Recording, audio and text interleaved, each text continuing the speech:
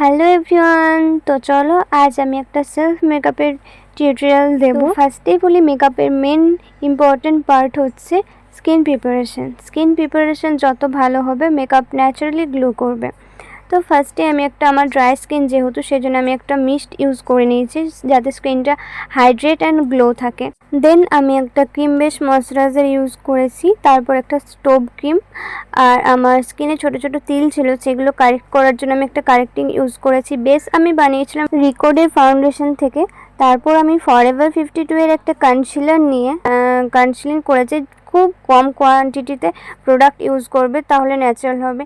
আর এই যে বাঙালি বলে কথা, কাজল না পরলে হয়।